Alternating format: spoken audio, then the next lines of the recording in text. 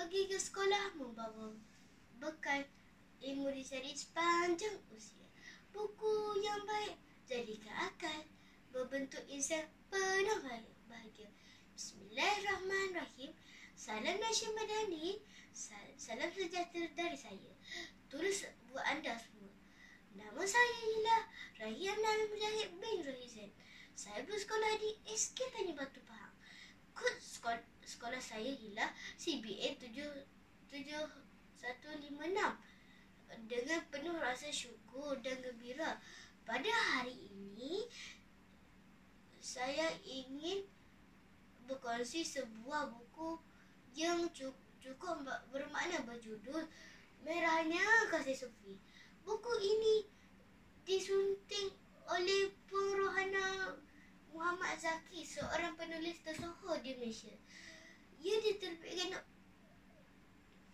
oleh penerbitan Tinta Nasuha Sendirian Berhad pada tahun 2021 dan mengandungi 90 halaman.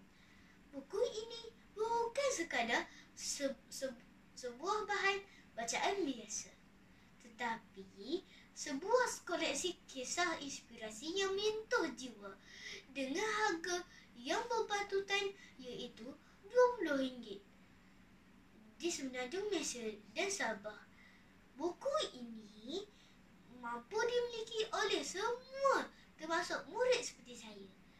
Buku ini mengandungi 15 kisah penuh inspirasi yang ditulis oleh barisan pendidik berpengalaman. Setiap kisah syarat dengan nilai kesabaran, keikhlasan dan ketulusan hati yang dapat dijadikan panduan dalam kehidupan seharian. Namun, ada satu kisah yang benar-benar menyentuh hati saya, iaitu Putera Aduha yang ditulis oleh Rohizania. Kisah ini mengisahkan seorang murid bernama Putera Badrul Aiman yang sering datang melambat ke kantin untuk bersarapan. Kadang-kala kelibatannya langsung tidak kelihatan. Hal ini menimbulkan tanda tanya dalam hati Ustaz Rohizan. Ya, guru yang menyedari keadaannya. Apabila ditanya, Putera Badrul Aiman sering memberi pelbagai alasan. Namun, kejadian telah merungkai rahsia sebenar.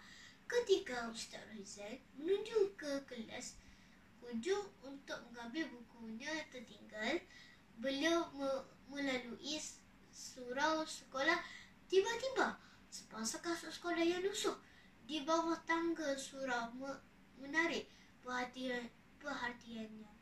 Perlahan-lahan, beliau mendekati surau dan menyelak dedaun nasi. Alangkah terkejut beliau apabila melihat Putera Badrul Aiman sedang mengajar solat duha.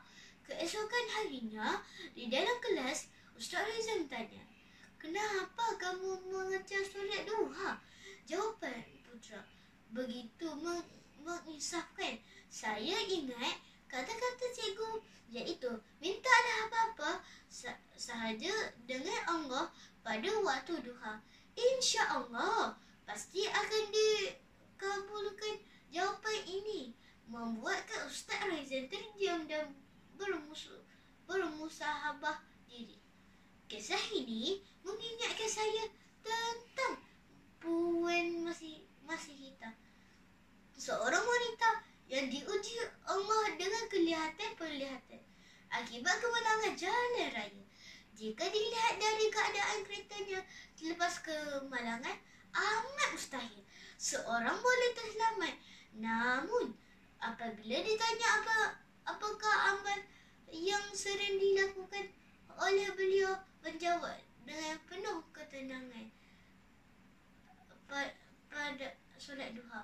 Pandangan peribadi saya, buku ini bukan sekadar sebuah bahan bacaan biasa, tetapi ia adalah sebuah karya yang mampu membentuk jiwa dan hati pembacaan, iaitu ia mengajar kita tentang keikhlasan dan keyakinan kepada